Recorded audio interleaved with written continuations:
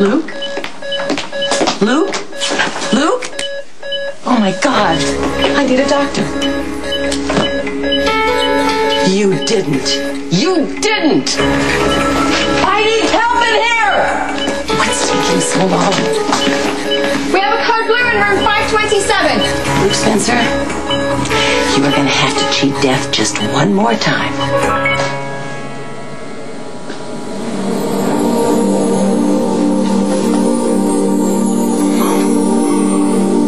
What fresh hell is this? This court is now in session. The Most Honorable Judge Lucas Lorenzo Spencer presiding. Oh, I do have a sense of humor. Quiet. Put on your listening ears. Your Honor, may I ask,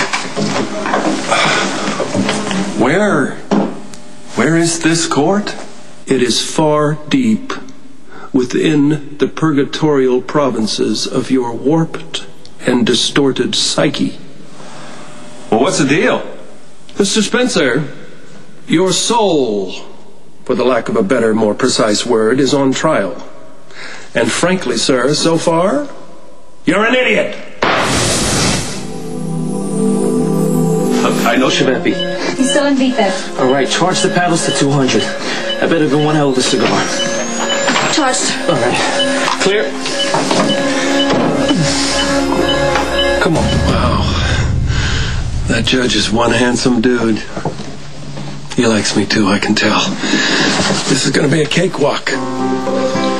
Or not. The judge said something about purgatorial province. I don't know what the hell that means, but it takes a long time to get the hang of this jurisprudence lingo. Well, I'm not going to be here that long. Be careful what you ask for. Your Honor, the prosecution is prepared to proceed. Oh, I like that suit. Now, see, you should have dressed like that. You may call your first witness. I call Alexis Davis. Oh, this should be okay. Natasha and I go back a long way. Miss Davis, did the defendant approach you with a plan to kill Helena Cassadine? Yes. Well, she slit her mother's throat and kidnapped and brainwashed my son. He thought that we should saw the parapet railing in Helena's home so that she might have an accident. And did an innocent woman, one Catherine Bell, fall instead and become critically injured? Yes. Well, that was her own damn fault. Did the defendant step forward and admit what he had done? No. He thought we should cover it up. Did he at any time show any remorse? No. Aren't you going to object? Object to what?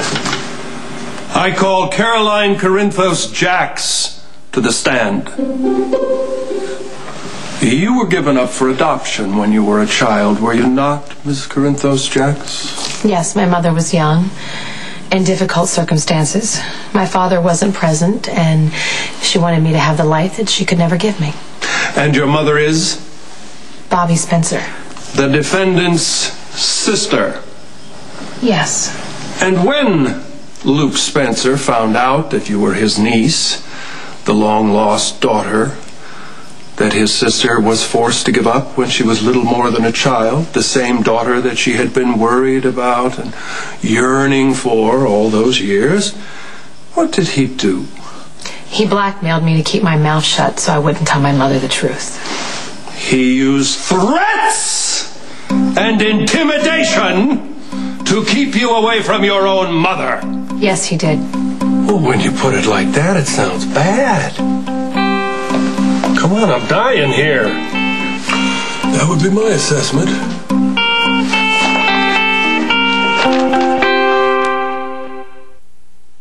When I said I'm dying here, I was referring to this lousy representation. Why aren't you cross-examining? Because I'm trying to get the witnesses off the stand as quickly as possible. What kind of defense strategy is that? The faster they're out of here, the sooner they quit saying damning things about you. I call Edward Quartermain to the stand. Luke Spencer is a liar and a thief. and he duped my daughter into getting drunk in order to trick her into marrying him. Nobody even asked him a question. The old blowhard just spouted off. Object already. Oh, give me some of that.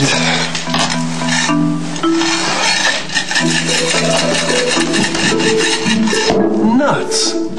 He's been sponging off of Tracy and the rest of us ever since. I say to hell with him, literally. He wants to be the executioner. Spectator. I want to watch you fry. I object. Finally. I object to this antiquated, out-of-date definition of hell. We all know that there are far worse things awaiting the defendant than the old-fashioned fire and brimstone. The comment will be stricken. Thank you. I call Police Commissioner Mac Scorpio. You are married, Mr. Scorpio? Not that it made any difference to Luke. Felicia was a PI. I hired her to help me find my son. He slept with my wife. With wanton disregard for your marriage. When he seduced Felicia, he was married to Laura, the supposed love of his life.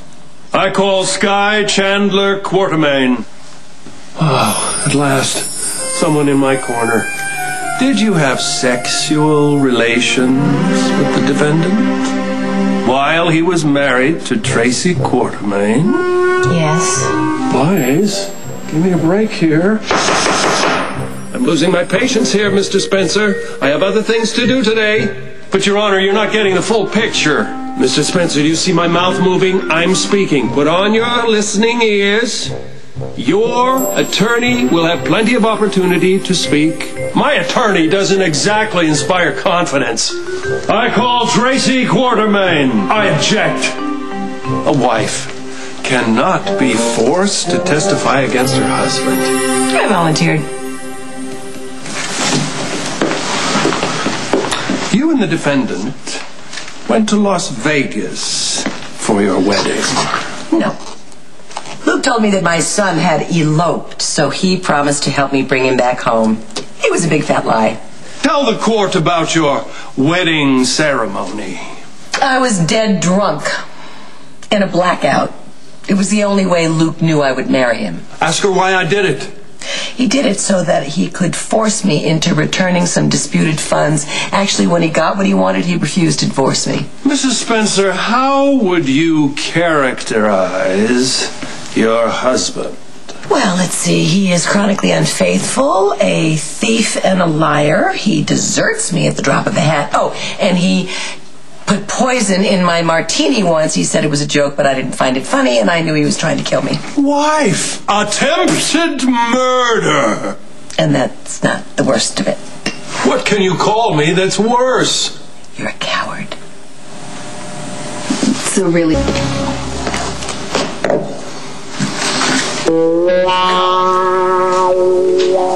Luke Spencer was too much of a coward to deal with real life. So he took the coward's way out.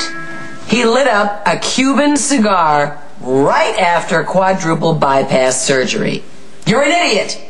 I call Nicholas Cassadine. You are the defendant's stepson.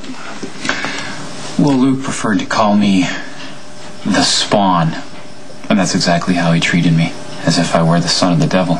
Oh, come on, Nick. Not for a long time now. See, Luke hated that Laura had a son with another man.